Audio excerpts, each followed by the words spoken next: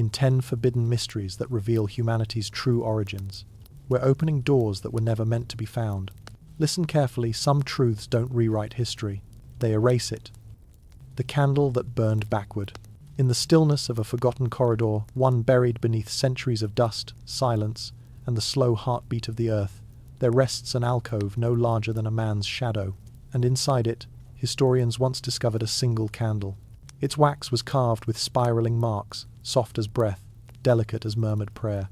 But what gripped them was the wick, charred not at the top, but at its base, as though the candle had burned upward from the bottom, drifting against the grain of time itself. The room around it smelled faintly of age, dry limestone, cold sand, and something like distant rain, the kind of scent that makes the air feel older than memory. Even now, if one stands very still within those narrow walls, the darkness seems to hum as if remembering. Scholars still debate whether the candle was a ritual tool, a symbolic marker, or simply an illusion born from centuries of decay. But the chamber in which it lay was dated to around 3200 BCE, the era of the first dynastic rise in ancient Mesopotamia, a time when humanity was just beginning to define itself through written lines on clay tablets. And yet, this candle, with its reversed burn pattern, felt untethered from that world, as though it belonged to a story we were never meant to read. As we noted earlier in the outline's quiet promise, our journey moves without sharp edges, carrying us from one mystery to the next, through soft shadows and quiet revelations. And here, in the glow of this strange candle, it becomes almost impossible not to imagine a figure hooded, calm, deliberate, placing it in the alcove as a message to the future. A reminder that light is not always a forward-moving thing, and neither is history. Some fringe researchers, speaking softly so as not to disturb the academics around them, whisper another suggestion, that the spiral markings on the candle resemble an ancient star pattern, one associated with a constellation that would not appear in the sky for thousands of years after the chamber itself was sealed. They trace the carvings with their fingertips, feeling the ridges as though they contain a pulse. The mainstream scholars roll their eyes, of course, muttering about coincidence, erosion, or symbolic artistry. But the idea lingers, like wind trapped in stone. The walls of the chamber hold more than the candle. Faint scratches lattice the limestone marks that seem accidental until seen in the tilt of lantern light. They converge into a shape halfway between a map and a memory, a circle bisected by a single line, pointing toward nothing and everything. At night, when the archaeological site is left alone and the desert winds slip through its open scaffolds, the sound inside the corridor changes. It becomes rhythmic, like the slow inhale and exhale of something sleeping. And visitors, those rare few permitted entry, speak of a sensation that grows in the chest, like someone standing behind them, watching over the candle's resting place, not with malice, not with threat, but with the gentle weight of expectation, as though waiting for someone to notice something long overlooked.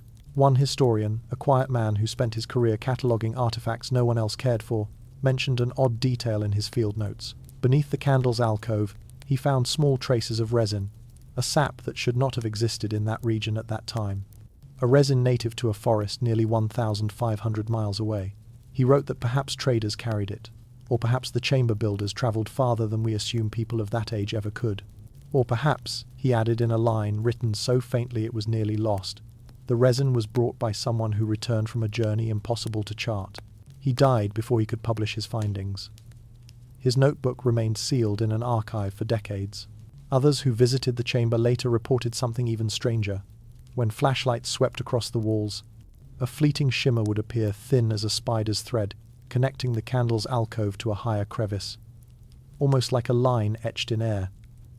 But every time they tried to photograph it, the shimmer refused to appear, as though it lived only in the peripheral, only in motion, only in the space between seconds. The candle itself was removed for preservation, placed behind controlled glass, measured, scanned, dissected with the tenderness usually reserved for relics of royalty. And yet, its mystery only deepened. Microscopic analysis revealed that the wick's fibers were twisted in an unfamiliar pattern, not a braid, not a rope, but something like a helix, elegant and deliberate, a method unknown in the early Bronze Age. And in the wax, tiny pockets of air, perfectly circular, perfectly spaced, too consistent to be natural, too delicate to be accidental. as though whoever formed the candle knew exactly how to trap moments within it. Moments frozen, waiting. Visitors who stand before the display describe the unsettling but strangely soothing feeling that the candle is not dead, that its purpose is paused, that if the glass were ever opened, the wick might smoulder again, drifting upward, rewriting its own flame. But this is only the artifact, only the object. The corridor that held it carries an atmosphere deeper and more dreamlike than any museum could preserve. Imagine walking into that narrow passage at dusk, the sun outside melting into the horizon, the stone cooling under your fingertips, your footsteps slow, reverent, softened by the layers of drifting dust, the air thinning as the walls draw closer. And then, the alcove, the candle's cradle. You lean closer. The shadows deepen. The marks on the walls seem to breathe. You feel that if you whispered anything at all, the darkness would lean in to listen. It is the kind of place where time feels soft, where the past feels not distant, but curled around you like a sleeping animal, where silence becomes its own language. And perhaps that is why some ancient hand placed the candle there, not to illuminate the corridor, but to teach us something about the fragile, fluid boundary between what we remember and what we forget. There is a theory unsupported, unprovable, but haunting that the candle was used in a ritual of reversal, a rite in which participants sought not to see the future, but to re-enter the past, to slip back into the moments that shaped them, guided by the slow climb of a flame moving upward instead of down. Mainstream historians dismiss the idea, of course. They say ancient people understood the world through myth and symbolism, not through literal manipulation of time. They remind us that rituals were metaphors, not mechanics, that candles burn the way candles burn, no matter what meaning we attach to them. But the chamber remains, its silence remains, its atmosphere remains, and standing within it, one cannot help but feel softly, subtly, almost imperceptibly, that the air thickens in the moments you turn away, as though the corridor holds its breath, waiting for the next visitor, the next witness, the next person to notice something small, something important, something long overlooked. Outside, the desert shifts. Stars drift overhead in slow procession. Wind sweeps through the ruins, carrying sand like whispered prayer. And deep within the chamber, the alcove sits empty, the memory of the candle lingering like a final, fading glow. A glow that feels as though it is not finished with us. Not yet. Some say the chamber leads to another room, a deeper passage, a hidden threshold, but the entrance is sealed by collapse or by design. And as the last whispers of daylight sink beneath the dunes, a question settles over the stones, soft, patient, inevitable. If the candle burned backward, what exactly was it guiding us toward? The answer waits in darkness. Just ahead, rainfall over the hidden sigil. When night settles over the plateau, soft, deliberate, like a blanket lowered by unseen hands, the world falls into a silence so complete it feels almost ceremonial. The wind quiets. The soil stiffens. Even the insects, usually restless in the dark, seem to pause as though listening for something older than themselves. And then, just before dawn, the rain begins. Not a storm, not a torrent, but a gentle, rhythmic fall, as if each drop is placed with intention. It is in this hush, under this thin veil of water, that the sigil reveals itself. For most of the year, the stone surface of the plateau appears barren, just a broad sheet of pale rock, cracked here and there by centuries of heat. But when the rain touches it, the stone darkens, unevenly, selectively, until a pattern emerges. A looping design, almost floral, almost astronomical, its curves stretching more than 50 meters across the ground. A symbol seen only when the earth is wet enough to remember it. The local shepherds call it the waking sign. They claim that long before their grandfather's time, their ancestors warned travelers never to walk across the plateau after rain, not because of danger, but out of respect, as if the ground itself were telling a story not meant for hurried feet. Archaeologists discovered the sigil by accident during a survey in 1958, when a sudden drizzle turned the rock from beige to charcoal grey and exposed the faint, enormous design beneath. One researcher, a woman named Dr. Helena Farrow, wrote in her journal that she felt the plateau shift its breath as the pattern surfaced. She described it as watching a memory rise from sleep. But even with modern tools, drones, 3D maps, mineral analysis, the true depth of the carving remains elusive. When dry, the symbol is nearly invisible.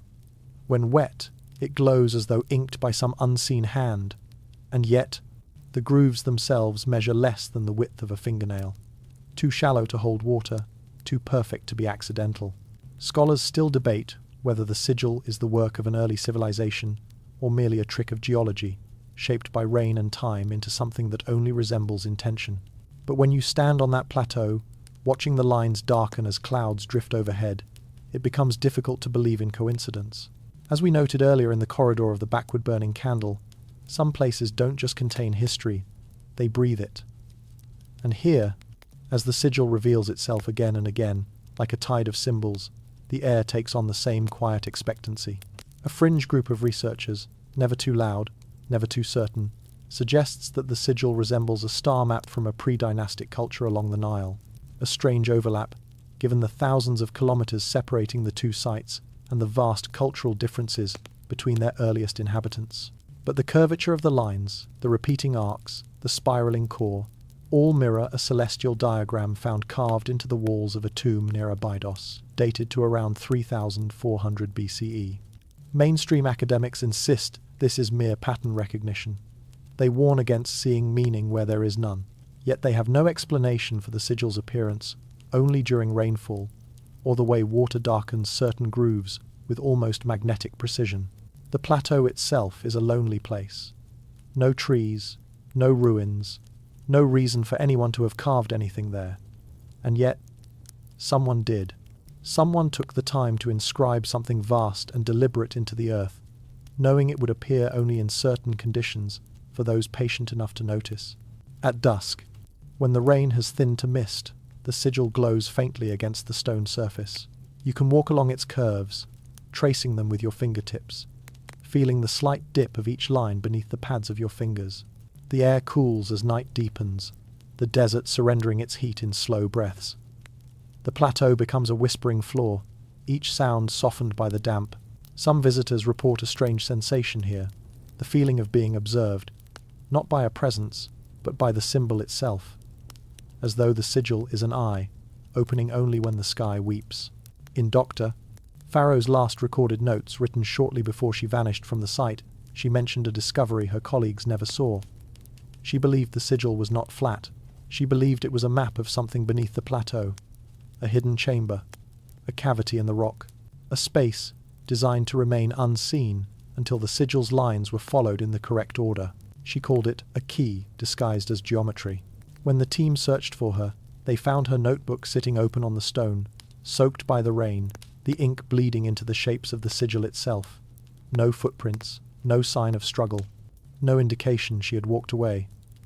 Only the rain, falling softly over the plateau like a patient heartbeat. Authorities dismissed her disappearance as an accident. Perhaps she slipped into a crevice or wandered too far during the storm. The plateau can be disorienting, after all, a landscape without landmarks, without edges. But locals whispered another story. They said the plateau takes, from time to time, those who look too deeply into its symbols, not out of malice, not out of hunger, but out of a desire to preserve its secrets, as though the sigil chooses its observers carefully, and sometimes chooses to keep them. And so the site was eventually closed to the public. Equipment was removed, researchers were relocated, papers were quietly filed away. Yet the shepherds still see the sigil when rain falls, blooming beneath their feet like a memory that refuses to fade. The pattern remains sleeping, waiting, emerging only under the touch of water, like ink reacting to a hidden message. Imagine standing there, alone, as clouds gather overhead. The first drops patter against the stone.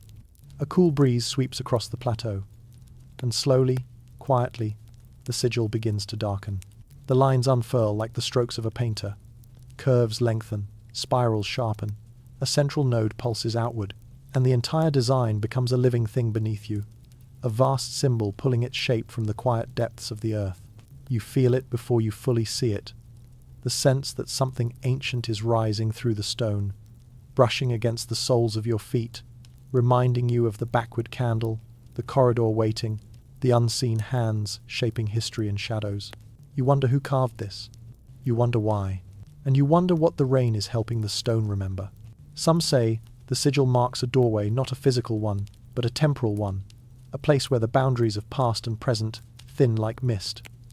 Others believe it is a warning, a signal, a memory carved into the earth by a people who knew what was coming. But when night deepens and the rain softens to a whisper, the sigil begins to fade. The lines shrink back into the pale stone. The plateau returns to silence, as though erasing the memory of its own revelation. Only the faint scent of wet earth remains. Only the echo of water on stone. Only the awareness that something greater lies beneath you, hidden in the stillness. And as the final raindrops fall, a thought settles quietly in the dark. The sigil revealed itself again tonight. But what will it show when the rain returns tomorrow? A different shape? A deeper meaning? A door beginning to open? The plateau waits, and so do we. Just beneath the next cloud, just beneath the next drop of rain, the circle drawn in falling ash. There are places in this world where silence does not simply settle. It lands like snowfall, soft, weightless, final, high on the volcanic plain, where the horizon blurs into a trembling heat haze by day and folds into star-thick darkness by night. That silence comes alive with every breath of wind. And when the mountain exhales, as it has for millennia, it sends a slow drift of ash across the plateau. A drift that falls not chaotically, but with a strange, deliberate calm. On certain nights, when the air cools enough for the volcanic breath to settle in long, patient spirals, a perfect circle appears in that ash. A circle no animal could shape, no random gust could carve, no human hand could trace without disturbing the delicate powder that forms it. A ring drawn by falling ash, not by touch. A circle created by gravity, but guided by something else. Travelers who wander here speak of the phenomenon in hushed tones, saying the mountain draws the circle the same way a storyteller draws breath, a ritual repeated, ancient, unchanged. Scientists first documented it in 1904, when an expedition studying the volcano's seismic patterns witnessed the ash settling into a flawless ring nearly 30 meters across. The men insisted no one had approached the site. The ash was pristine, unbroken, smooth as snow, and yet there it was, a perfect, unbroken circle, its edges crisp as though traced by a compass large enough to hold the mountain in its hands. Scholars still debate whether the circle is a natural air current formation or the result of an underground heat vortex, but the explanations falter in the face of consistency. The circle appears only on the calmest nights, only under moonlit skies, only during the mountain's gentlest exhalations, and sometimes only when someone is watching. As we traced earlier in the rain-soaked sigil, certain symbols choose their moments carefully. They emerge not for the curious, but for the patient, not for the loud, but for the quiet. And here, in the ash-drawn circle, that pattern echoes again softly, almost like an echo of the backward-burning candle's strange time-bending whisper. Locals say the circle marks a boundary, not of land, not of territory, but of truth. An old shepherd named Varric, whose family has lived in the shadow of the volcano for 8 generations, told researchers a story passed down through his bloodline. He said that when the circle appears, it is forbidden to step inside, not because of danger, but because the ground remembers who enters. He claimed a distant ancestor once crossed the ring on a dare and vanished for 3 days. When he returned, he was unhurt, but altered. He spoke of hearing voices beneath the earth, like stone shifting into words. He described seeing shadows moving where no shadows should fall. And he insisted that time felt wrong, as though the night had stretched, paused, folded. Fringe folklorists cite this as evidence of a ritual site, possibly tied to pre-eruption cultures who believed volcanoes were gateways to the afterlife. But mainstream anthropologists dismiss the tale as myth embellished through generations. Still, the circle appears, patiently, repetitively, unavoidably.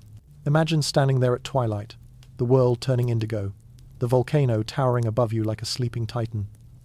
The ash begins to fall thin at first, like drifting dust, then thicker until the ground becomes a canvas layered in pale grey. And then it happens.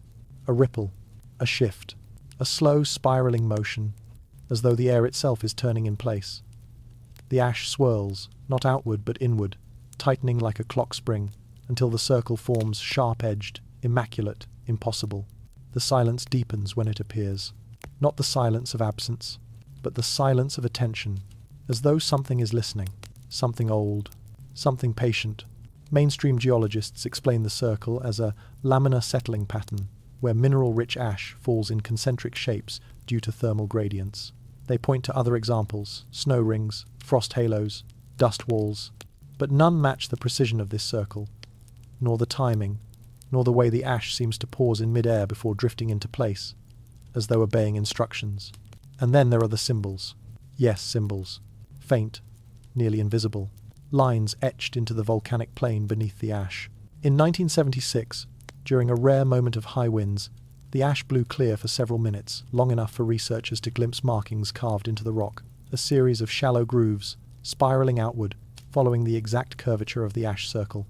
Some grooves connected to others, forming a lattice of intersecting lines. A few formed patterns, eerily reminiscent of early Bronze Age moon calendars similar to those found in ancient Anatolia, around 2000 BCE. But those carvings here were older, much older.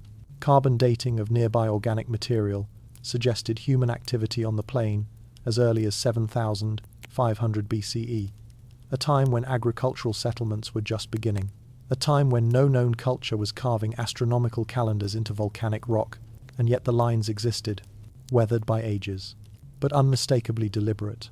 When the ash fell again, it covered the lines perfectly, almost reverently, leaving only the circle visible, as though protecting the deeper pattern beneath. Some researchers hypothesize that the circle was a marker for ritual gatherings, aligned with celestial events. Others believe it indicated safe zones during eruptions, but a smaller group, those comfortable with the edges of accepted science, suggest the circle is part of something larger, a coded shape, a fragment of a greater design, a symbol meant to be seen only under specific conditions, the way certain ancient manuscripts reveal hidden ink under firelight. A modern researcher, Dr. Anwen Harlow, proposed that the ash acts as a natural revelation medium, exposing patterns invisible to the naked eye. Her papers were quietly rejected by major journals, but her field notes passed around informally contain a chilling detail. She believed the circle was not drawn by ash, but revealed by it. She believed the pattern is always there, etched into the air above the ground, only made visible when ash settles along its invisible boundary, as though the circle is not on the earth, but in the space above it, a boundary without a wall, a line without a surface, a whisper of geometry suspended in the air. And here, in this drifting ash, the story deepens, because visitors claim that sometimes, just before the circle forms, they hear something, not a sound, not exactly, but a vibration low, steady, almost like the hum of distant thunder. Scholars still debate whether this is seismic noise or the imagination playing tricks in the solitude of the volcanic plain. But those who have stood within reach of the forming circle insist it is real, a hum felt more than heard, a resonance that moves through the chest like the echo of a forgotten chant. As we glide forward in our continuous, night-bound journey through these mysteries, the ash circle becomes a threshold between what can be studied and what can only be felt. Step too close, and the air thickens. Lean too far in, and the edge of the circle seems to sharpen like a line drawn by a hand that has no body. Some say the circle marks a place where the past and present overlap. Others say it is the meeting point of three ancient fault lines. A few whisper that it is a memory etched into the mountain itself. But then there is the strangest detail of all. The circle sometimes changes size, very subtly, almost imperceptibly. Only by examining photographs taken years apart did researchers notice the shift, an increase of a few centimeters here, a decrease there, as though the circle breathes, expanding, contracting, alive. And on one occasion, recorded quietly in a field journal never meant for publication, the circle did something else entirely. It moved, not far, less than the width of a single footstep, but enough to show that the ash did not settle on the same place. The circle had shifted. Why? No one knows. Perhaps the mountain changed its breath. Perhaps the boundary itself is drifting. Or perhaps the circle follows something, or someone, we have not yet noticed. Tonight, as the ash swirls again, you stand just outside the boundary. The air cools, the hum deepens, the circle brightens as the ash settles in its perfect curve. And as you watch it form, an uneasy wonder curls through the darkness. If the circle marks the edge, what waits in the center? The answer lies just one step further, one breath deeper, one exhalation away. Echoes from the unmarked shrine. Night gathers differently in the forest. It doesn't fall, it seeps. Slow, patient, like ink drifting through water. And, on the edge of an ancient woodland, one so old the trees bend. As though listening to their own roots, there stands a structure without a name. No carvings, no offerings, no history written on clay or bark. Just a shrine of smooth, time-worn stone, half sunk into the earth, leaning as though tired from holding its secrets upright for far too long. The locals call it the unmarked shrine, not because it lacks symbols, but because none stay long enough to be seen twice. Every morning, when the mist thins and the sun filters through the branches in long, trembling beams, the shrine's walls appear blank, bare stone, pale and indifferent. But every night, when the forest darkens into a whispering cathedral of shadows and settling leaves, those same walls wake. Lines appear first, thin, delicate, flickering like veins beneath skin. Then shapes follow spirals, crescents, figures with outstretched arms. Then, entire scenes, hierarchies of symbols, impossibly detailed. And then, just before dawn, they fade again, vanishing into the stone as though exhaled by the night. Some researchers once tried to map the phenomenon using infrared photography. Most of their equipment malfunctioned. What little was captured seemed to show heat signatures forming patterns on the shrine, patterns that moved, almost like breathing. Scholars still debate whether these heat fluctuations are natural or deliberate, but one fact remains. The symbols appear only when darkness cloaks the shrine, as though the night itself is coaxing the stone to speak. The shrine was first documented in 1791 by a travelling cartographer named Elias Thorne. His diary, now preserved in a small museum, contains a sketch of the structure's silhouette, along with a brief note written in his hurried script. Marks seen on the stone only after dusk. They shift. They listen. He died the same year, found seated upright against a tree near the shrine, his compass broken, his map unfinished, his expression calm but hollow. No cause was ever determined, no signs of struggle or illness. Just a man who seemed to have gone very still, very suddenly. As with our earlier steps through mysteries, the backward candle, the rain-drawn sigil, the ash circle, this place too seems less like an archaeological discovery and more like an invitation. A quiet beckoning from something ancient, something that refuses to speak until the world is quiet enough to hear. The forest around the shrine reinforces that feeling. Listen long enough, and you'll hear it. A low, steady resonance. Not wind, not insects, not distant animals. A hum, a pulse, like stone remembering. Some fringe folklorists claim the shrine predates the surrounding forest entirely. They propose that the structure may date as far back as 6000 BCE, built by a culture that vanished long before the first known settlements appeared in the region. They point to the stone's composition, an unusually pure quartzite that seems to amplify sound rather than absorb it.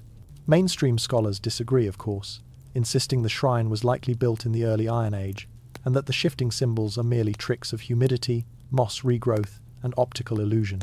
But none of these explanations address the most unsettling phenomenon, the echoes.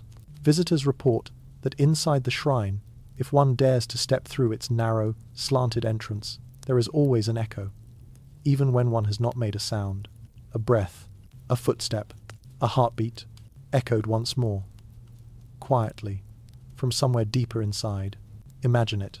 You stand in a small stone chamber, barely larger than a cottage room. Your lantern flickers. Your breath is steady. You lift your hand to the wall, and behind you, something imitates the movement, softly. A whisper of motion where nothing should move. As we noted earlier in our journey through lingering mysteries, places like these often weave the boundary between presence and memory, between what once stood here and what remains. There is a passage recorded in the journal of a 19th century folklorist named Lyra Bennett, who claimed to have spent a night within the shrine. Her notes were found decades later, hidden within a trunk in her family home. She wrote, "At the 9th hour of darkness, I felt the air shift. The symbols brightened. A sound followed like someone exhaling very close to my ear. Yet I was alone. I know I was alone." What she described next has long been dismissed, even by those who study the strange. Something repeated my pulse, a beat-for-beat echo of my own heart, but coming from the floor beneath me. The shrine has no lower level, no tunnels, no chambers carved below the earth, at least none that have been found. But then again, as we have seen, the forest carries its own form of secrecy. Beneath the thick blanket of roots and moss, there could be caverns collapsed or sealed, harbouring the origin of the shrine's nightly language. Some believe those hidden spaces may contain the reason the symbols change, because they do change. Not dramatically, not all at once, but subtle alterations from year to year. New lines, new curves, old symbols fading, replaced by shapes that seem to echo early European megalithic inscriptions, yet not quite. Something half familiar, half alien. One symbol in particular appears repeatedly, a vertical eye, elongated, unblinking. It appears at the shrine's base on moonless nights. Always alone, always clear.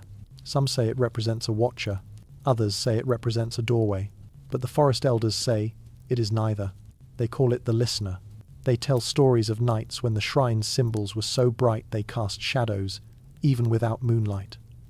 Of travellers who heard whispers near the shrine, whispers in languages no human tongue now speaks.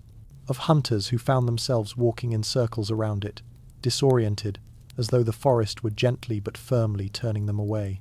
And then there is the most unsettling story, one recorded not in folklore, but in police archives. In 1983, 3 hikers disappeared in the forest near the shrine. Their tent, backpacks, and gear were found untouched, as though they had simply risen and walked into the trees. The search lasted 2 weeks. On the 15th night, a ranger reported hearing voices near the shrine faint, overlapping murmurs. When he approached, the symbols were glowing softly, forming shapes he later described as shifting like warm breath on glass. He called out. The murmurs ceased, but then footsteps echoed inside the shrine. Light, measured, human. When he shined his flashlight into the entrance, the chamber was empty, completely, undisturbed. The hikers were never found. Their case file remains open. Scholars still debate whether these events are connected or merely the product of coincidence and fear. But something in the details lingers, clinging like mist to the edges of the mind. Something about the way people describe the shrine as though it is listening, learning, remembering. And perhaps the most unnerving detail is this. Recordings captured near the shrine at night contain faint sounds, frequencies hovering just at the edge of human hearing. When those recordings are slowed down, filtered, and analysed, something remarkable emerges. The echoes form patterns, rhythmic patterns, structured, deliberate, almost like breathing, almost like speech, or like an imitation of human presence. As we continue down this dark, seamless corridor of hidden origins, the shrine stands like a milestone, a silent reminder that humanity has always lived beside mysteries we cannot explain. Some carved in stone, some carried in wind, some whispering through the trees, long after their makers became dust. Tonight, as the forest breathes and the shrine's walls shimmer with shifting symbols, you take a step closer. The stone feels warm beneath your fingertips, as though it has a pulse. The air inside seems to deepen, thickening into something alive. And somewhere in the dark chamber ahead, something moves. Softly, slowly, in perfect time with your breath. A single question rises with the night wind.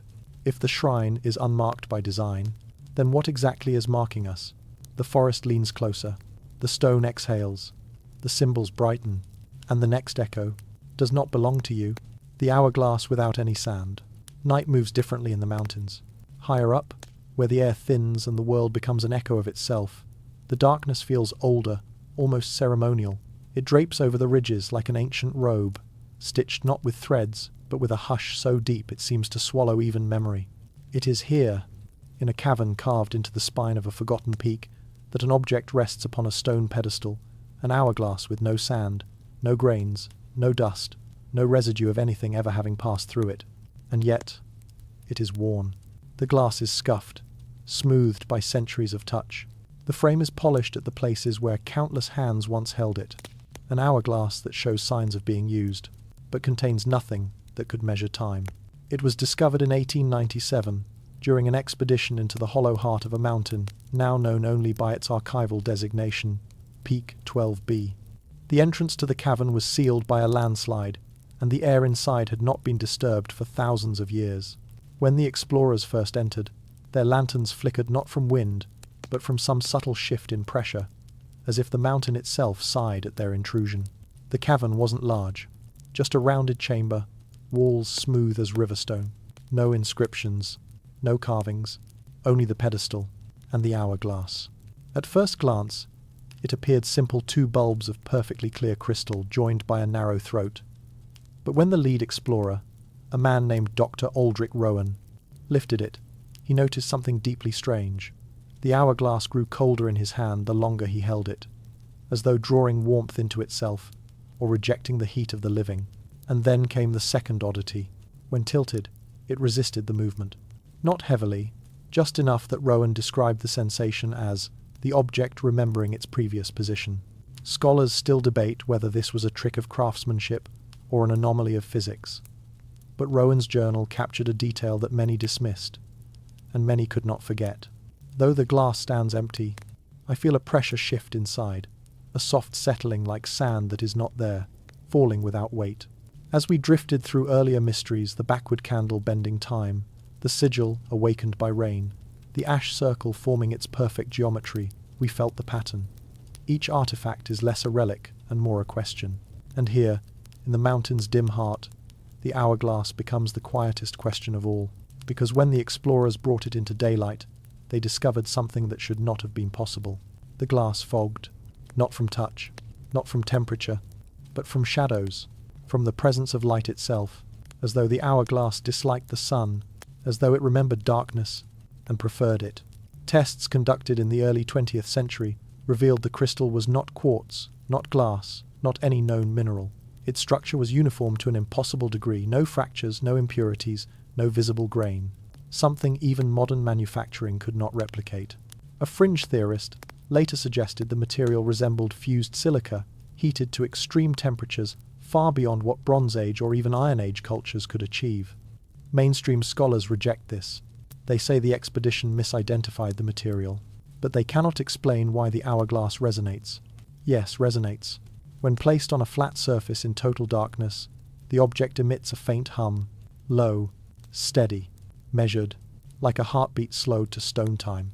This hum stops the moment light touches it, not gradually, instantly, as if obeying a rule older than the cave that housed it. Visitors allowed to observe the hourglass in the decades after its discovery described a peculiar sensation, the sense that time inside the room felt different. Moments seemed to stretch, sounds lingered longer than they should, footsteps echoed too far, breaths felt delayed, as though the air needed a moment to remember how to move. One witness claimed that while staring at the hourglass, she saw dust motes drifting upward against gravity, like embers floating back into a candle's flame. Another insisted the object created a slight distortion around it, the way heat bends the air. But the room was always cold, always still. Scholars still debate whether these accounts are psychological effects or something more. But among all the theories, cosmic, ritualistic, symbolic, none address the most unsettling detail ever recorded about the hourglass.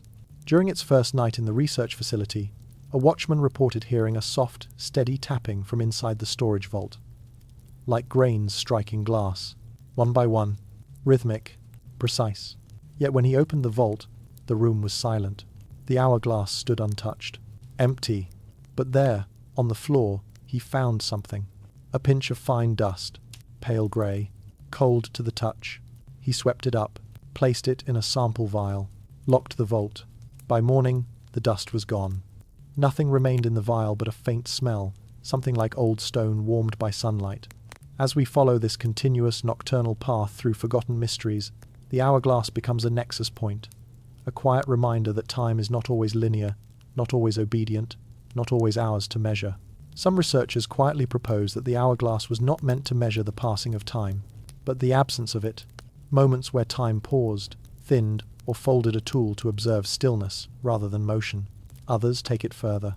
They claim ancient cultures believed in places where time moved differently, sacred locations, often in mountains, where the world's rhythm slowed or quickened. The hourglass, they argue, may have been a calibration tool, used not to count seconds but to detect distortions. And then there is the strangest theory of all, whispered only in corners of conferences, the way one would whisper about a ghost seen in daylight. The hourglass may have been found inside the mountain because it was not placed there. It may have appeared there, a relic of a moment displaced in time, like a stone caught in the fold of a wave. The cavern where it was discovered held no footprints, no soot from torches, no signs of human occupation. Yet the pedestal was smoothed by centuries of touch, the hourglass weathered by hands that were never present. And then there is the inscription. Yes, inscription. Forgotten for decades, dismissed as mineral streaking, until a modern scan revealed smooth, deliberate grooves beneath the surface abrasion. 3 symbols. Simple, perfectly carved. Not visible to the naked eye, but unmistakable under scanning light. The symbols do not match any known language, script, or proto-writing, but they resemble something else. Shapes, found carved on a shard of bone discovered at Lake Mungo in Australia, dated to approximately 42,000 years old. A time before any known civilization. A time before writing. A time before the concept of an hourglass could exist. Mainstream scholars reject the connection, but the symbols remain. And the hourglass remains. And the hum in darkness remains. Imagine standing before it now. The lights dim. The air turns still. Your breath slows without you meaning it to. You lift a hand toward the crystal glass, and the hum deepens, like a voice clearing its throat after centuries of silence. You feel the air tighten. The space around the hourglass shivers. And for one fleeting moment, you sense movement inside the empty bulbs. Not sand, not dust, but something weightless. Something impossibly delicate. Something you cannot name. It settles. It waits. It listens. And the thought rises quiet but unshakable. This hourglass was never meant to measure time. It was meant to measure you. But measure for what? And why now? Why here? Why after all these years of silence? As you step back, the hum fades. The glass clears. The object becomes still again. But in the dark edges of the room, you feel something stirring. A slow shift of presence, like the mountain breathing once more. Whatever the hourglass was waiting for, it might have just begun. The orchard that ripened at midnight. Some mysteries do not reveal themselves in ruins or carvings or artifacts sealed beneath centuries of dust. Some reveal themselves in living things, branches that breathe, soil that listens, trees that behave as though remembering a rhythm older than sunlight itself. High in a valley hidden between sloping hills, there lies an orchard that grows in perfect, unnatural silence. The locals call it the Midnight Orchard, not for poetry, but for precision. Its fruit, small, pale orbs with skins like thin frost, ripen not under the warm touch of morning, nor the lazy gold of late afternoon, but only at one single hour, the breath between midnight and the next minute, no sooner, no later, and just before that moment, the entire orchard holds its breath, leaves still, soil tight, branches motionless, as though listening for a signal humans cannot hear. When the fruit ripens, it does so instantly like a lantern being lit. One moment the trees are dark, the next they glow faintly, as though moonlight has seeped into every branch from within. The air fills with a soft, cool scent, something like crushed mint blended with rain-soaked bark. Visitors say the orchard smells like a memory trying to return. The phenomenon was first documented in 1912, when a wandering botanist named Corvin Hale described the event in his travel diary. At the stroke of midnight, the orchard brightened not with flame, nor with electricity, but with a pale luminescence rising from the fruit itself. Never have I seen living wood glow with such quiet purpose. Hale spent 3 nights watching the orchard. On the 4th morning, he was found at the edge of the valley, kneeling, silent, his hands trembling. He never wrote again. As we followed the path of strange echoes and ancient tools, the imaginary ash-drawn circle, the silent shrine, the hourglass that hums, we've seen how certain places seem to move to a forgotten clock. The Midnight Orchard is no different. It behaves as though tuned to a timepiece no longer held by the human world. Most trees follow the sun. These trees follow something else. Scholars still debate whether the orchard's luminescence is bioluminescence like fungi and deep-sea creatures, or simply a trick of moonlight interacting with a naturally reflective fruit skin. Botanists have harvested samples, studied the cellular structures, and compared them to wild variants. Yet one detail defies every explanation. The fruit does not exist on the branches before midnight, not unripe, not green, not hidden behind leaves. They appear when the hour strikes, as though grown in an instant. The branches swell slightly, breathing outward, then release their midnight crop. By dawn, the fruit falls, shrivels, and collapses into the soil, leaving no trace behind. No seeds, no pits, no stems, as if the orchard grows not to reproduce, but to remember. A fringe folklorist from the region claims the orchard marks the burial site of a vanished tribe, one believed to have lived by lunar cycles so precise they measured time not in days, but in breaths between stars. Others in the valley whisper that the orchard grows over sacred ground, a place the moon once touched physically, leaving behind a residue of its light. But a few go further. They suggest the orchard responds to something buried beneath it, something that stirs only at midnight. Imagine walking through that orchard now, under the indigo sky. The leaves rustle softly, though there is no wind. The trunks lean subtly inward, forming arches of shadow that guide you toward the heart of the grove. The air grows cooler with every step. Moonlight filters through the canopy in long, still ribbons. Then, midnight strikes. A hush falls. Not silence. A hush. The kind that presses lightly against your skin. The kind that holds back the world for one suspended moment. Then the glow begins. It starts at the base of the trunks, thin, pale lines rising like veins of moonlight. It spreads to the branches, swelling in soft pulses. The fruit ripens all at once, a soft exhale through the orchard. Like the trees have waited all day for this one breath. You stand still. You watch. And something in the air changes. A sound rises, faint and melodic. Not music. Not exactly. More like the echoing resonance of glass being struck far below ground. A tone that feels familiar, perhaps because it vibrates just like the hum of the hourglass we encountered earlier. Could they be connected? Could this orchard and that ancient timepiece share a rhythm? A clock beyond clocks? Scholars still debate whether the orchard is a natural anomaly or a remnant of prehistoric horticulture. Yet, an archaeological survey of the valley in the 1970 seconds uncovered something strange. Fragments of bone tools and pottery, dated to around 9000 BCE, found in soil layers far too deep for simple habitation. They were arranged in deliberate patterns, like spokes of a wheel pointing toward the orchard. Mainstream academics dismissed the arrangement as a coincidence, insisting the tools must have been carried downhill by erosion. But erosion does not organize artifacts into perfect radial symmetry. Nature does not shape intention. Beneath the central tree of the orchard, known locally as the nightroot, ground-penetrating radar detected a cavity, a chamber, circular, nearly 6 meters across. But when researchers attempted to excavate, the soil packed itself tight again overnight, as though refusing entry. Later that year, the lead researcher abruptly abandoned the project. He claimed the orchard moved in the night, not uprooting, not shifting across the earth. He said the trees leaned toward him when he tried to dig. No one believed him, but he never returned.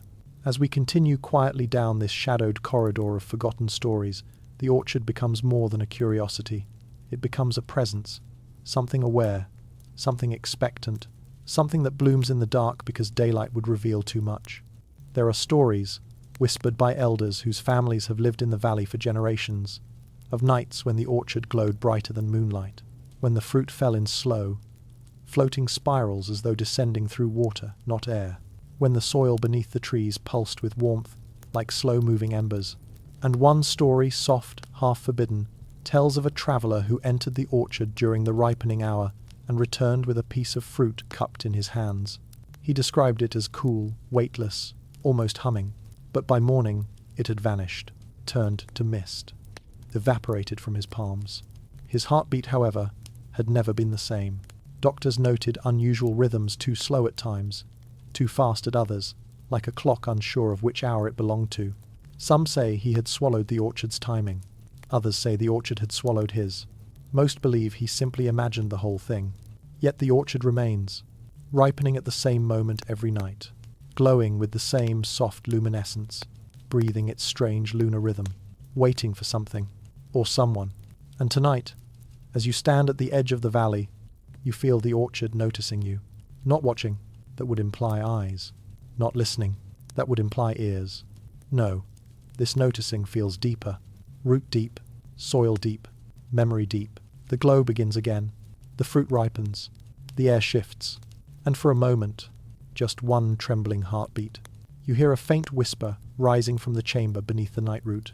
A whisper shaped not by wind, but by something beneath the earth turning over, as though waking from an ancient sleep. A question rises with it, soft and inevitable. If the orchard grows only at midnight, what else awakens with it? Something stirs in the soil, just out of reach, just out of sight, and the night leans closer, eyes behind the tapestry's thread. Night in old halls is never truly empty. It lingers in the beams overhead, it sinks into the wooden floors, it folds itself into the tapestries that hang like dreaming guardians along the corridor walls. And in one forgotten estate, abandoned for more than a century, the tapestries do something else entirely. They watch, not metaphorically, not symbolically, but with a presence so steady, so patient, that the first researchers who documented the estate refused to enter after dusk. The building itself stands on the northern edge of a long-neglected moor, where the heather grows in low purple waves, and the fog crawls across the ground like a slow-moving tide. The estate's name has been lost, its families long scattered, but the locals call it one thing only: the House of 1,000 Threads. What the name doesn't mention is that the threads feel alive, especially after dark. Inside the main hall, long, dim, and smelling of old smoke, hangs a tapestry nearly 4 meters wide. Faded reds, washed-out greens, golden thread that once glimmered but now lies dull and brittle. At first glance, the tapestry is beautifully ordinary. A hunting scene, perhaps medieval, perhaps older. Riders on horseback, dogs mid-chase, forests rendered with impossible intricacy. But it is the eyes that people remember. Every animal, every figure, every face woven into that ancient cloth. Their eyes seem to follow whoever walks past. Not in the playful way of portraits, not in the imagined way of childhood fears, but in a way that feels deliberate, present, aware. The earliest written account of the tapestry comes from 1824, when a historian named Roderick Vale stayed in the estate while cataloguing regional architecture. He wrote that the tapestry stares with a clarity I cannot dismiss, claiming that as he crossed the hall late one night, every stitched eye shifted toward him ever so slightly, but undeniably. He returned to town the next morning. He never re-entered the estate. He never published his notes. His journal ends abruptly after a single line. There was something behind the threads, as we followed the pathway of strange echoes, reverse-burning candles, rain-born sigils, midnight orchards, and hourglasses that hum. We've seen how certain places seem to bend the world around them. The House of 1,000 Threads is such a place, quietly twisting the boundary between what is woven and what is alive. Inside the estate, the air is thick with dust and the faint smell of dry fabric. Every step releases a whisper from the warped floorboards. Cobwebs cling to corners like the remnants of old thoughts. Even daylight struggles to survive here, thinning into pale ribbons across the cracked tiles. But the tapestry is untouched. No mould, no tears, no fading beyond natural age, as though protected deliberately, as though preserved by the very thing that inhabits it. Scholars still debate whether the effect is psychological, a trick of uneven lighting combined with centuries of craft, but certain details defy that explanation.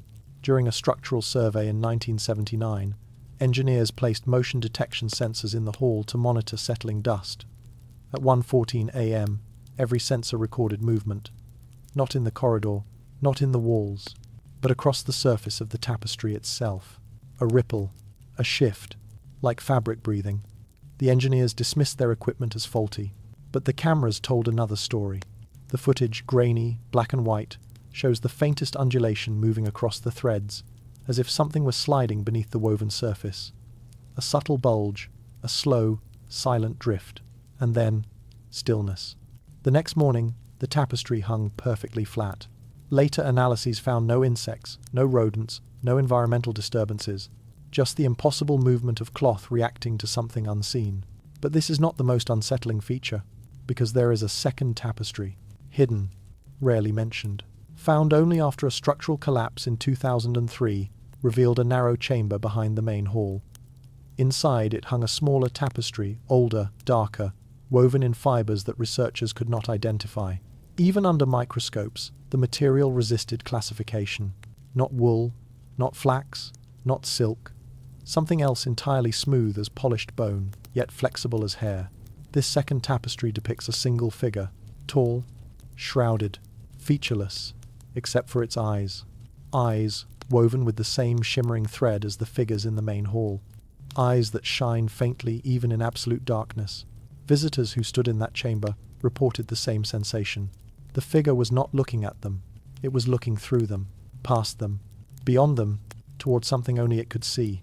One archaeologist, shaken, speculated that the two tapestries were connected, like a door and a window, one looking inward, one looking outward, but outward to where? Some fringe researchers argue that certain prehistoric cultures believed textiles could trap spirits, binding them within patterns, knots, and woven scenes. They cite records from Anatolia and northern Europe dating back to 3500 BCE, describing rituals in which tapestries were used as mirrors of truth, able to reflect not only the physical world, but the unseen layers of reality. Mainstream scholars dismiss these interpretations, insisting the movements are optical illusions or misread mechanical disturbances. Yet none can explain why the tapestries cause electrical equipment to fail, or why handheld compasses spin when brought near, or why the hall grows inexplicably colder whenever anyone speaks above a whisper. And then there is the most chilling event ever documented at the estate. In 1994, a curator from a regional museum visited the site with two assistants. They planned to assess whether the tapestry could be safely relocated. That evening, while setting up lighting equipment, one assistant reported hearing soft scratching from behind the wall. Not the tapestry, but the wall itself. They paused, listened. The sound grew louder, closer, like fingers tracing the inside of the stone. Moments later, the tapestry bulged outward, as if something pressed from behind. The assistants fled the hall. The curator, trying to remain calm, stepped closer. He later wrote, "When I reached out, the threads were warm like skin." That night, one of the assistants awoke screaming, claiming the woven animal's eyes had appeared in his dreams following him, blinking, narrowing. He refused to re-enter the estate. The curator attempted to return the next morning. He did not cross the threshold. The tapestry's eyes, he said, were pointing in a different direction than before, looking toward him, waiting. As we continue our seamless journey across these dark histories, a pattern begins to form. Artifacts that hum, symbols that reveal themselves, orchards that ripen under moonlight, and now, woven scenes that stare back, all behaving as though connected by an unseen thread. And inside the estate, another mystery waits. Infrared scans of the wall behind the main tapestry reveal a void, a hidden chamber, circular, silent, but attempts to open the wall have failed. Every time workers remove bricks, the next layer behind them is intact, perfect, as though the structure repairs itself, as though something behind the tapestry refuses to be reached. One researcher suggested using ground-penetrating radar to map the chamber more precisely. The results chilled her. The scanner returned an anomaly, a tall, vertical figure standing motionless in the center of the chamber. When she ran the scan again, the figure was closer to the wall, closer to the tapestry, as though responding. The project was halted that same week. Locals say the estate should be left alone, that the tapestry's eyes are not meant for human observation, that the woven figures watch because they were once watchers in life, guardians of something kept inside the hidden chamber. But the boldest whisper, passed only in quiet taverns along the moor, claims something else entirely. The tapestry is not showing what was, it is showing what is waiting to return. Tonight, you stand in the dim hall of the estate. Moonlight leaks through broken shutters, pooling on the tiles like spilled silver. The tapestry looms before you, its threads gently stirring in a wind that does not exist. You take one step closer. The woven animals seem to shift. The riders tilt their heads. Their eyes glimmer, not reflecting the light, but responding to you. Something moves behind the tapestry, slow, deliberate, a shape pressing forward through the threads. For a breathless moment, it seems the woven fabric will tear, and something beneath it will step through. But then, it stops, retreats, waits. The threads settle, the hall stills. The eyes remain fixed, unblinking, patient. Somewhere behind the wall, in the hidden chamber, the unseen figure stands motionless once more. But the threads have shifted, the tapestry has leaned forward, and a single thought curls through the cold air like a whisper in your ear. It knows you are here now, and it will remember. The prayer that left no sound. There are places in the world where silence feels natural. A quiet meadow at dawn, a snowy road before sunrise, a library where dust drifts like slow rain. And then there are places where silence feels designed. engineered, chosen, a presence rather than an absence. High in a limestone cliff, carved into a ridge that overlooks a valley, forgotten even by maps, lies a cavern the locals call the Hollow of the Unspoken. And at the centre of that cavern, a chamber smoothed into near-perfect symmetry, rests an altar, so old, so eroded, that no one can say what once stood upon it. But this place holds something stranger than the ruins themselves. Inside the chamber, no sound can exist. Not for long. Not even the smallest whisper. A traveller may step into the cavern, breathe a word, and hear nothing, not even an echo. But more than that, the sound doesn't fade. It disappears. Not swallowed slowly, but taken instantly, as though the air rejects it. The first documented encounter with this phenomenon occurred in 1893, when a local monk, Brother Isidore, entered the cavern during a solitary pilgrimage. He returned pale, trembling, and unable to speak for 3 days. When his voice finally returned, he described the place with a single line. It felt as though the earth itself was praying, and would not allow me to interrupt. Later scholars testing the cavern's acoustic properties discovered the impossible. Sound waves flattened to nothing. Not dampened, not scattered, but erased. Even modern instruments fail here. A clap registers as silence. A shout appears as a flat line. Recorders pick up only a faint vibration, something like the heartbeat of stone. Scholars still debate whether this phenomenon is geological, some rare confluence of angles and porous limestone layers that cancel out reverberations. But no model fits the observations.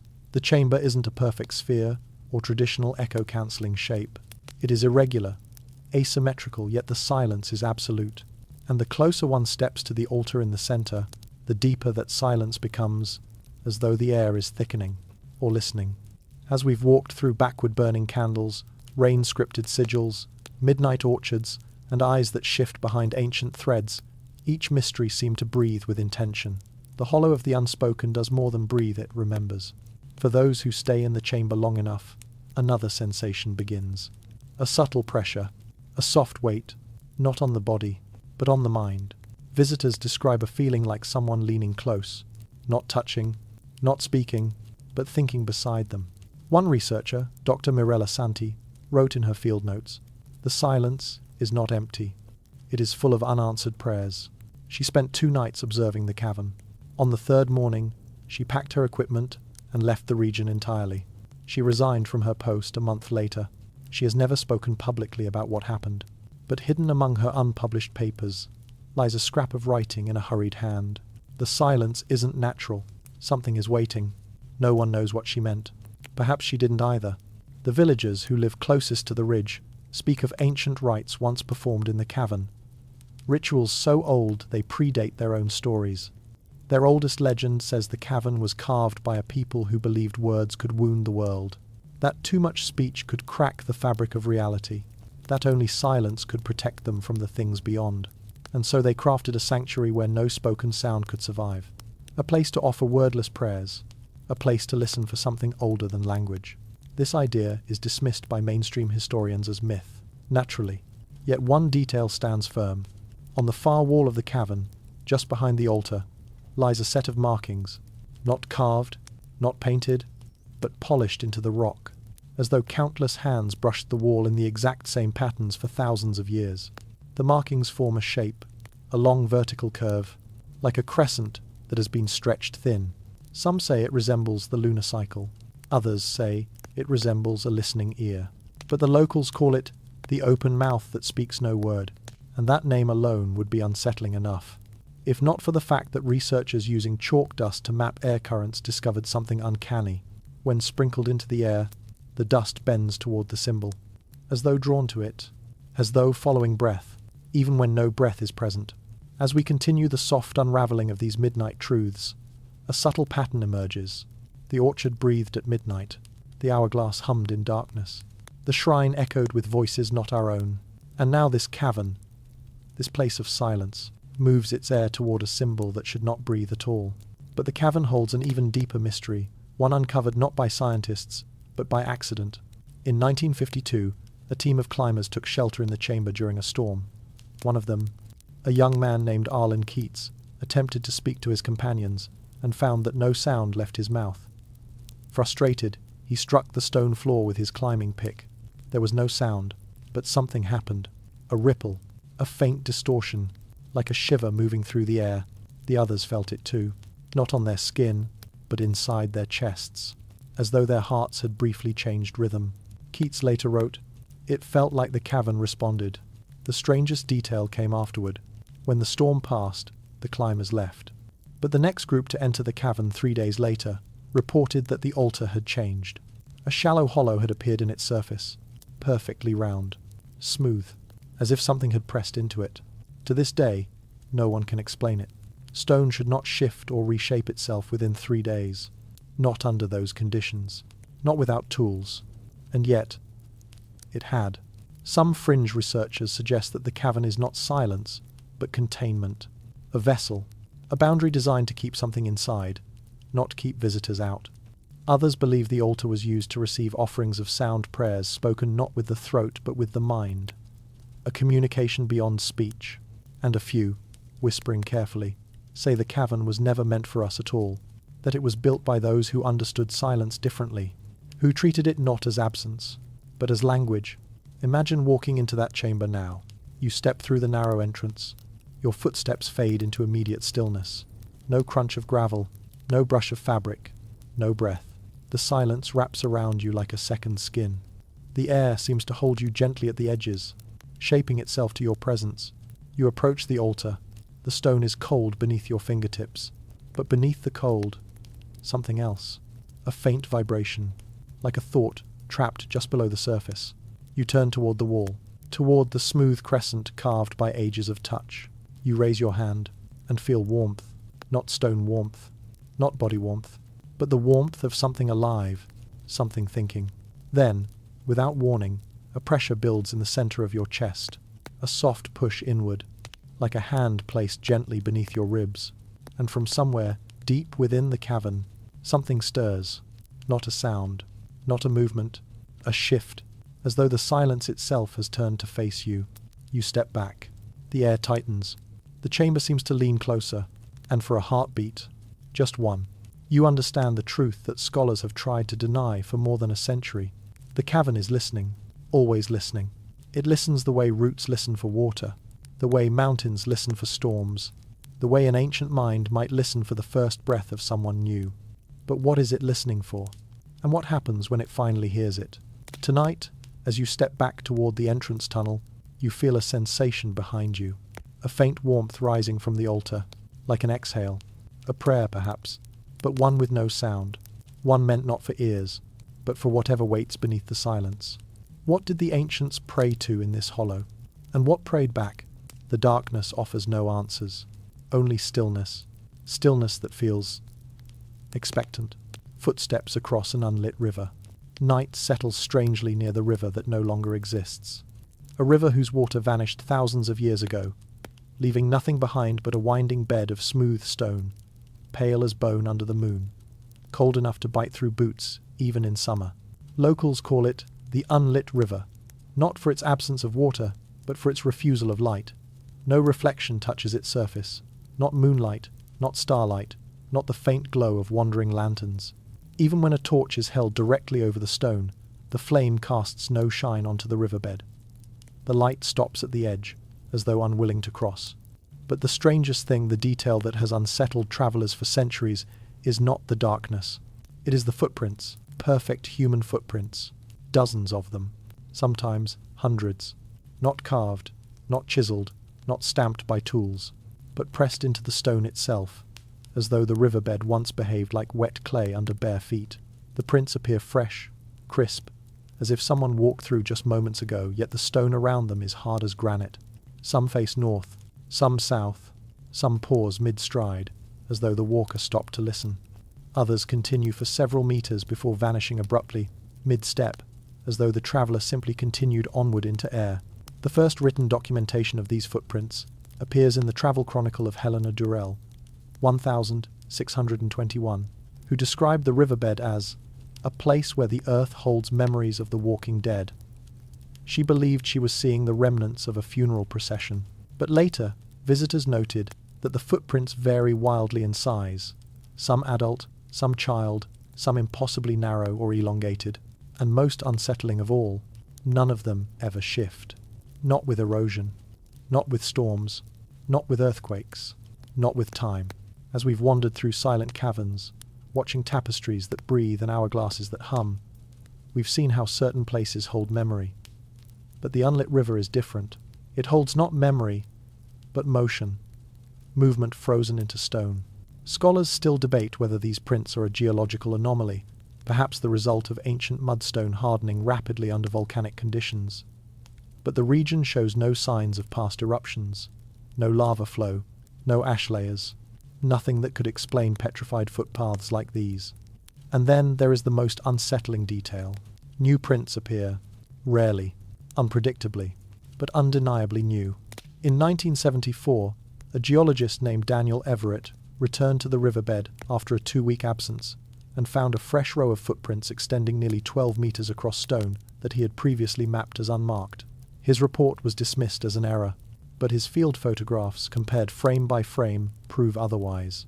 The prints had not been there before, nor did they match any of the old ones. Different size, different gait, different weight distribution, as if something else had walked through during his absence. As we continue our long, dark glide through these mysteries, the idea of ancient presence interacting with modern time becomes harder to ignore. First, the hourglass, resisting gravity. Then, the orchard ripening only at midnight. Now footprints on a riverbed that forms new memories whenever it chooses. The locals whisper that the river never truly dried up. That water still flows there, just not water we can see. They say the river carries something else now. Something that does not reflect light, because it is light that fears it. We do not need to believe the stories to feel the strangeness of the place. Imagine walking across the riverbed now. The night is cold enough to stiffen breath. Your lantern throws a circle of light around you, but that light recoils the moment you step toward the stone. Shadows cling beneath your boots. The air tastes metallic, like a storm waiting to break. You move slowly across the dry expanse, your footsteps echoing far louder than they should in open air. Then you see them, the footprints, some shallow, some deep, some so sharp-edged they look like they were made seconds ago. But the most disturbing ones are the single file tracks that run straight across the riverbed in a perfect line and stop at its center, not turning, not fading, stopping, as if the walker stepped into something unseen and was carried away. Scholars still debate whether these patterns were created by natural fissures or ancient humans crossing when the river was mud. But that theory collapses when you place your palm against one of the prints. The stone is cold, except inside the print.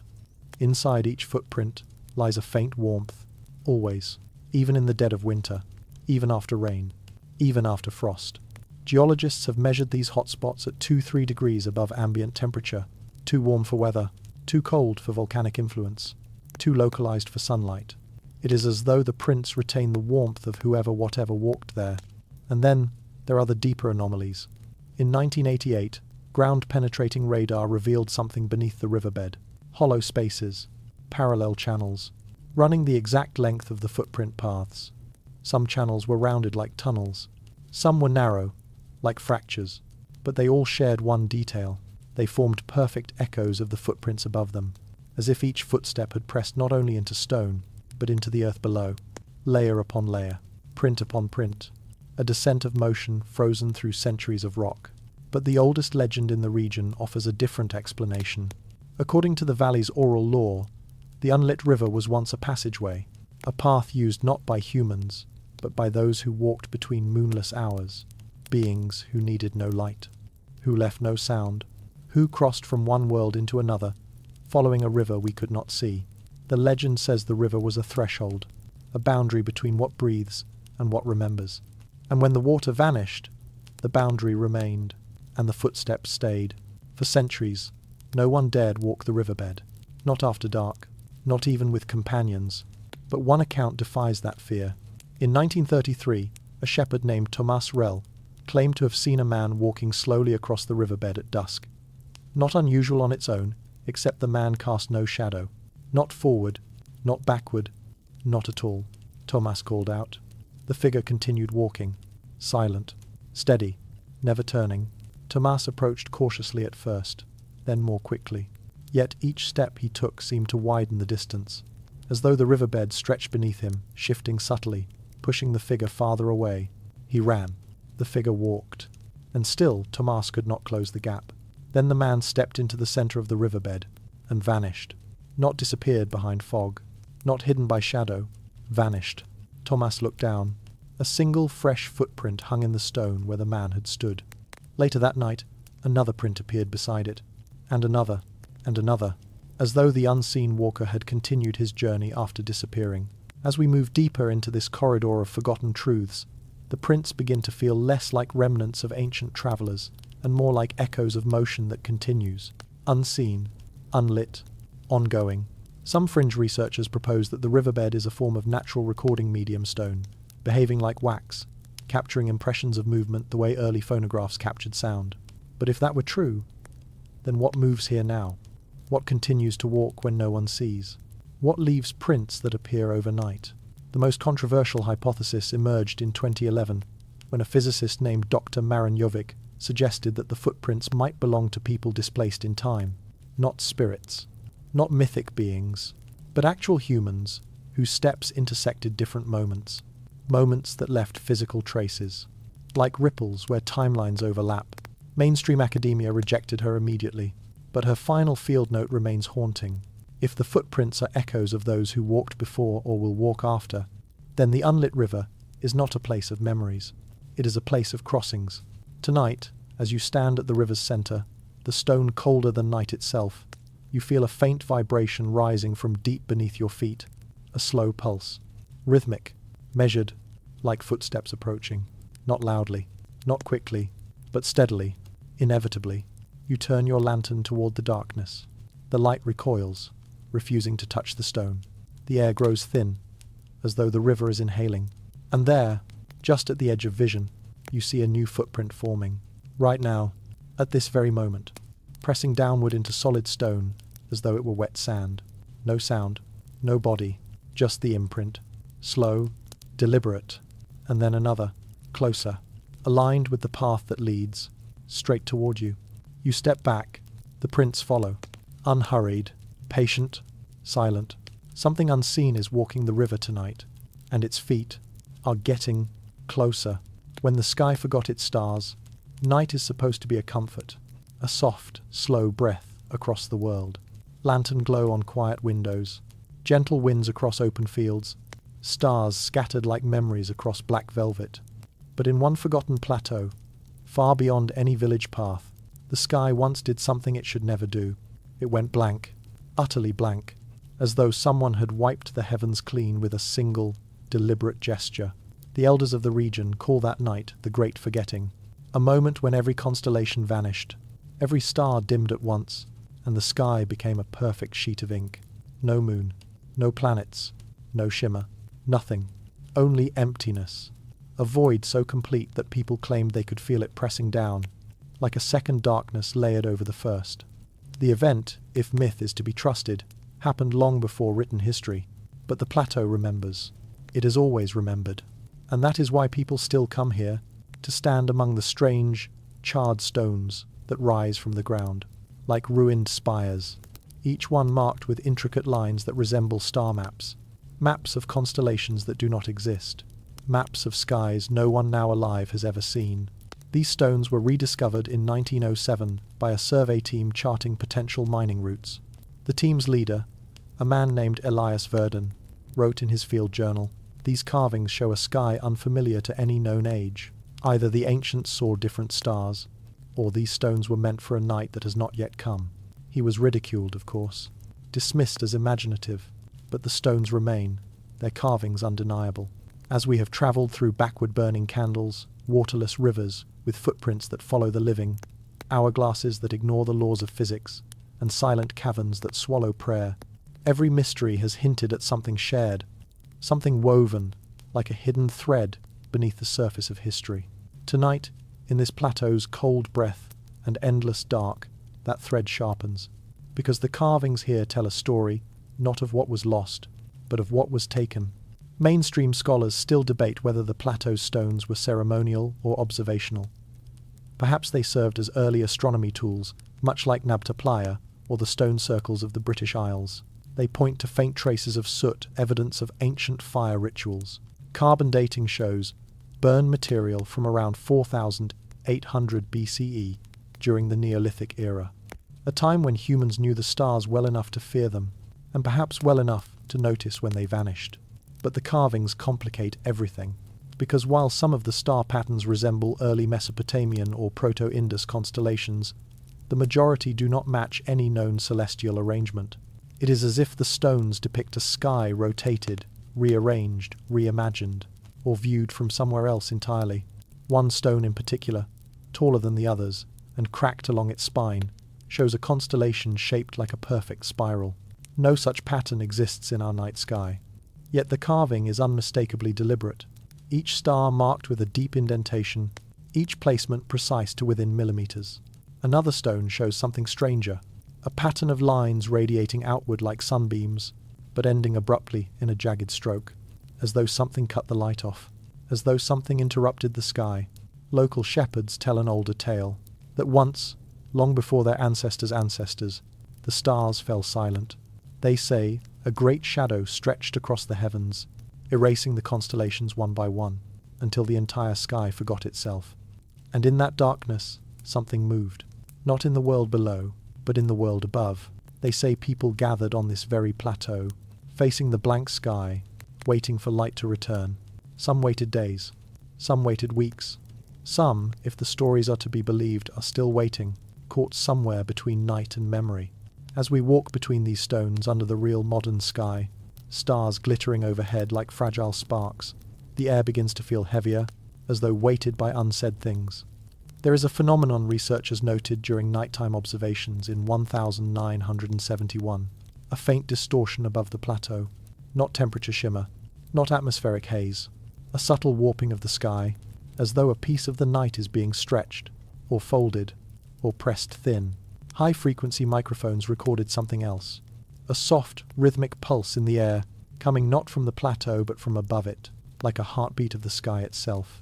Some fringe researchers suggest the plateau was once a place where people tried to recall the stars, a ritual ground for coaxing light back into the heavens. Others go further, claiming the stones align with celestial coordinates that do not match Earth's current orbital tilt, that the plateau's carvings depict the sky as it would look if Earth were tilted at a different angle, or positioned elsewhere in its orbit, or observed from a vantage that was not Earth at all. Mainstream academia dismisses such ideas as pseudo-astronomy, yet the carvings remain. And then there is the strangest discovery of all. In 1999, a team using ultraviolet scanning detected traces of pigments invisible to the naked eye. These pigments form additional constellations, overlaying the carved ones. Shapes so faint they appear only under specific wavelengths. When the two layers are combined, the carved stars and the ultraviolet ones, a pattern emerges, a pattern that resembles navigation routes. But navigation to where? One symbol repeated across several stones resembles the markings found deep in the unlit river, the place where footsteps form in stone. Another symbol echoes the sigil that appears in the rain-swept plateau we encountered earlier, and another, unmistakable, once seen, resembles the carved pattern found beneath the humming hourglass. These places, these quiet anomalies scattered across continents, are connected, not by culture, not by time, but by design. And here, on the plateau where the sky once forgot itself, the connection becomes clear, at least, as clear as such things can be, because among the stones lies one final carving, long neglected, half buried in sediment. When unearthed, it revealed something no one expected, a human figure, arms raised, head tilted upward, a body drawn in simple lines. But above the figure, where the sky should be carved, there is nothing, a blank space, a deliberate absence, a sky erased. Beside the figure, another carving shows the same person, but this time surrounded by stars arranged in patterns not found anywhere else on Earth, a before and an after, separated by something that happened between them. Scholars still debate whether this is symbolic, mythological, or historical, but the carving's placement is precise, aligned with the western horizon, where the sun sets during the winter solstice. A moment of darkness within darkness, a threshold. Imagine standing here now, alone on this silent plateau, the stones rising like ancient teeth around you, the night wind brushing cold fingers across your arms, the sky glittering above, but somehow not quite steady, as though the stars themselves twitch faintly, like something behind them wants to show through. Your breath fogs the air, your footsteps crunch softly in the dust. And then, just as your gaze lifts to the heavens, you see it. A blink, not from your eyes. From the sky, a single star flickers out, then returns, then another. A ripple moves across the heavens, like a shadow passing behind the constellations. The wind stops, completely. A quiet, like held breath, drapes itself across the plateau, and suddenly, you feel it.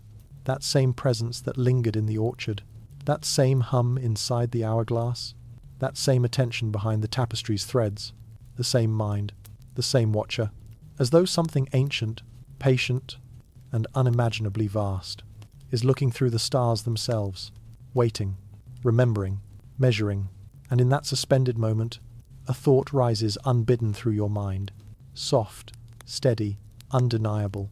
The sky did not forget its stars. The stars were hidden, taken, removed, and whatever removed them is still watching.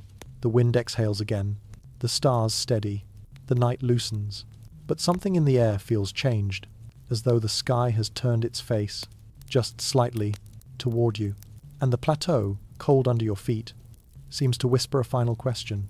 If the stars can be taken once, what happens on the night, when they do not return? Conclusion. Night drifts softly across these 10 forgotten places. Candlelit chambers, rain-woken sigils, orchards that breathe, shrines that listen, and skies that once turned blank. And as the darkness settles, a single truth glimmers beneath every mystery.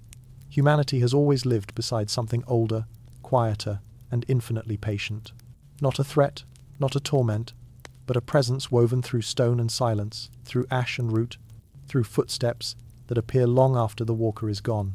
Each sight murmurs the same gentle reminder that our origins were never a straight line, never a simple beginning, never a moment captured cleanly on a page. They were a drift of shadows, a layering of voices, a tapestry of memory stitched across centuries. And somewhere in that vast quiet, in the hum of an empty hourglass, in a sky that once forgot its stars, the story is still unfolding.